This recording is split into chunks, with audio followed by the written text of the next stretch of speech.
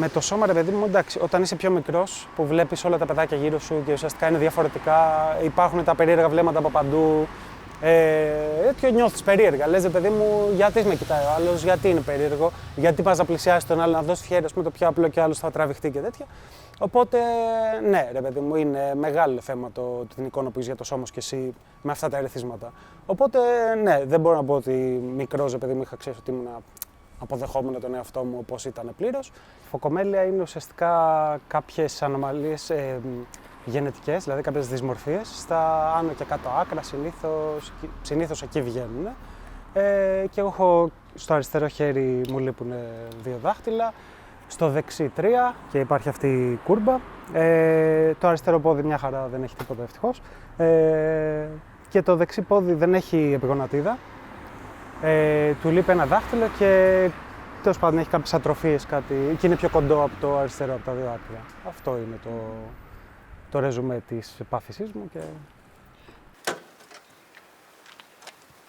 Το να μεγαλώνεις με αυτή τη δυσμορφία, τέλος πάντων, αυτή τη βλάβη, δεν είναι και πολύ εύκολο, από την άποψη ότι στην αρχή παίρνει πολλές χειρουργικές επεμβάσεις, τις οποίες σαν παιδί, ρε παιδί μου, ουσιαστικά είναι χρόνος από το παιχνίδι σου και είσαι μέσα στα νοσοκομεία. Βέβαια, εντάξει, εγώ τις έβρισκα τις άκρες μου να παίξω και να στα νοσοκομεία. Αλλά ναι, χάνεις, ρε παιδί μου, όλο αυτό, ξέρεις, το τρέχω ή με σκουντουφλάω και τέτοιο, γιατί περνάς πάρα πολύ χρόνο σε εξετάσεις, σε εγχειρήσεις. Δηλαδή, έχω κάνει αμέτρητες. Από 6 μηνών έκανα την πρώτη, μπορεί και πιο μικρός. Εντάξει, παρόλα αυτά, μετά εκεί στο δημοτικό, στα μέσα του δημοτικού, κάπως με όλα τα άλλα τα υπόλοιπα σχολικά χρόνια, δεν είχα τόσες πολλές. Είχα κάποια τρεχάματα για κάποιες παροχές, τις οποίες παίρνουμε δύσκολα γενικότερα. Αλλά γενικά έπεσα σε καλή γειτονιά, θα πω. Δηλαδή, είχα γύρω μου πολύ καλό κόσμο. Από τους φίλους μου, από τους καθηγητές μου, από όλο το περιβάλλον εκεί πέρα, το οποίο ουσιαστικά με βοήθησαν να αναπτυχθώ όπως είμαι σήμερα, γιατί υπάρχουν πολλές περιπτώσεις που δεν μπορείς να γίνεις μέλος του ενός κοινωνικού συνόλου λόγω αυτής της διαφορετικότητας, παιδί μου. Στη δικιά μου περίπτωση δεν ήταν τόσο. Είχε τις δυσκολίες του, αλλά δεν ήταν τόσο.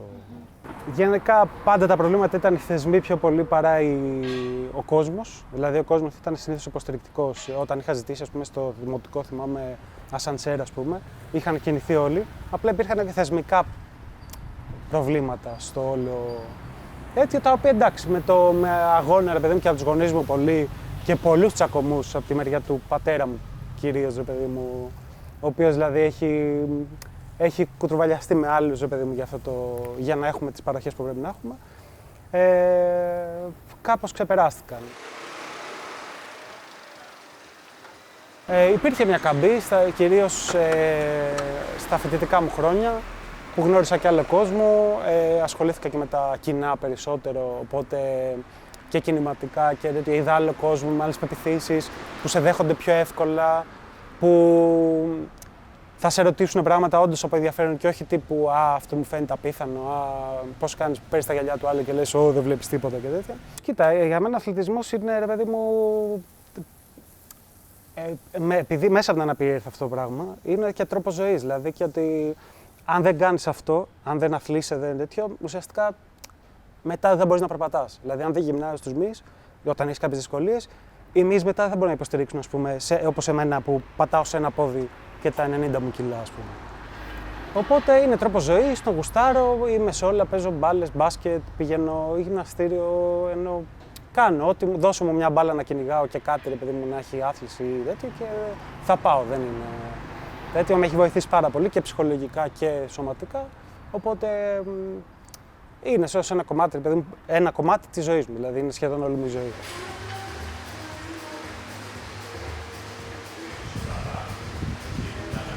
Ωραία τα ταξιδάκια όσο μπορείς. Γενικά βλέπεις καινούρια πράγματα, βλέπεις άλλους κόσμους. Στο θέμα της αναπηρίας επίσης βλέπεις πόσο πίσω είναι η Ελλάδα, ρε παιδί μου, σε σχέση με σχεδόν όλο τον κόσμο. Δηλαδή απέναντί μας οι Ιταλοί που δεν είναι και τόσο Ευρωπαίοι σε εισαγωγικά, οι νότιοι τουλάχιστον, δεν μιλάω για τους βόρειους που είναι. Π.χ. σε ό,τι πολιτισμικά υπήρχαν μουσεία, δηλαδή η πομπία, π.χ. και όλα αυτά ήταν τζάμπα για άτομα με αναπηρία. Έμπαινες και ήταν όλο προσβάσιμα. Δηλαδή δεν ήταν τέτοιο. Εδώ πληρώνεις κανονικά και σου βάζουν, ρε παιδί μου, και ουσιαστικά δεν υπάρχει καν το, ξέρεις, προσβασιμότητα μόνο σε πολύ καινούργια μουσεία και σε θέατρα, ας πούμε. Για να ζήσεις, επειδή μου σαν άτομο αναπηρίας, έχεις κάποια έξοδα, ξέρω εγώ. Δηλαδή, μόνο αυτό εδώ πέρα εμένα κάνει 4.000, ξέρω εγώ. Αυτό κάπως δεν είναι ότι υπάρχει μια διευκόλυνση.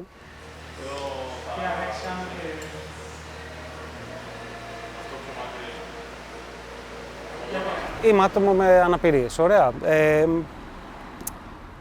Δεν είμαι ούτε ένας άγγελος που κατέβηκε από τη γη, ούτε επειδή θα ανεβώ έτσι, ξέρω εγώ, ένα σκαλί ή έτσι ένα σκαλί. Δεν έκανα κάτι να το πεις στο παιδί σου και να ξέρεις, μπράβο του ή μπράβο σου, παιδί μου. Δηλαδή, εντάξει, κάνω πράγματα τα οποία είναι. Εμένα μου είναι απλά, τα έχω δουλέψει για να μου είναι απλά, ρε παιδί μου. Κάποιο άλλο που μπορεί να μην έχει και κάποια βλάβη, ρε παιδί μου, μπορεί να μην είναι τόσο απλά.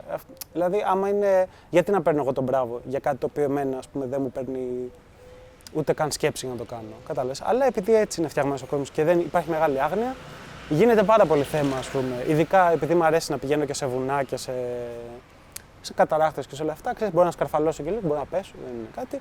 Είναι αυτό το σχόλιο το μπράβο σου. Εσύ είσαι καλύτερος από εμάς και κάτι τέτοια, είναι λίγο κουραστικά πλέον σε αυτό το βαθμό. Είναι κουραστικό να κάνεις θέμα το ότι ο άλλος έχει μια βλάβη, ενώ ουσιαστικά την έχει καλύψει κάπως σε αυτό το τομέα. Οπότε είναι λίγο. Γιατί ουσιαστικά είναι σαν να σου μηδενίζει όλη τη δουλειά που έκανες. Γίνεται μια αλλαγή προς το καλύτερο, αλλά επειδή συνειδησιακά ο κόσμος δεν κάνει τόσο γοργά βήματα όσο είναι αυτή η αλλαγή που έρχεται είτε από το εξωτερικό είτε ξέρεις, υπάρχει ένα κύμα ολόκληρο, ρε παιδί μου, το οποίο θέλει να φέρει μια αλλαγή και να αγκαλιάσει τη διαφορετικότητα κάπως. Παρ' όλα αυτά δεν αυτό συμβαδίζει με τη δουλειά που κάνει ο καθένας συνειδησιακά, ώστε αυτή την αλλαγή όντως να την αγκαλιάσει, ρε παιδί μου. Δηλαδή είναι ωραίο να λέμε ότι ξέρεις, εγώ με όλους και τέτοια, αλλά στο διατάφτα, δηλαδή όντως αυτό που είπαμε πριν, ας πούμε, θα ήθελες να έχεις σχέση με ένα άτομο αναπηρίας ή ρε παιδί μου, θα ήσουν και με το παιδί σου να ήταν με κάποιο άτομο με αναπηρία, ξέρω εγώ, σχέση με όλα αυτά που μπορεί, ας πούμε, να συναντήσει. Εγώ, ας πούμε, η δικιά μου τουλάχιστον βλάβη, δεν με εμποδίζει από το ούτε να πάω στη δουλειά, ούτε το οτιδήποτε. Ούτε να σηκώσω βάρη, ούτε μπορώ να τα κάνω όλα. Παρ' όλα αυτά, άμα πεις τη μαγική λέξη αναπηρία, ο άλλος αμέσως μαζεύεται. Δηλαδή, έτυχε συνεντεύξεις που με το που το είπα, που ανέφερε αυτή η λέξη, μαζεύτηκε, υπήρχαν και άλλες που άλλες όπως θα έπρεπε να είναι κιόλας, δηλαδή δεν ενδιαφέρθηκε κιόλας. Και όσο μεγαλώνοντας, δηλαδή, όλο και περισσότερη αποδοχή και υπάρχουν μικρά πράγματα που μπορεί να με ενοχλούν, ρε παιδί μου, αλλά καμία σχέση ο Σωτήρης παλιά με το Σωτήρη της σήμερα. Ο Σωτήρης σήμερα, ας πούμε, είναι πιο συνειδητοποιημένος, πιο δουλεμένος, καταλαβαίνω τον εαυτό μου περισσότερο, καταλαβαίνω το σώμα μου περισσότερο, ποιες είναι οι τύχες που μπορώ να συναντήσω, αν μπορώ να τους ξεπεράσω αυτούς τους τύχους, γιατί πάντα, ρε παιδί μου, ποτέ δεν είναι αργά να ξεπεράσεις τους τύχους σου, πάντα μπορείς να κάνεις το άλμα, ρε παιδί μου, και να πηδήσεις, ξέρω εγώ, από πάνω.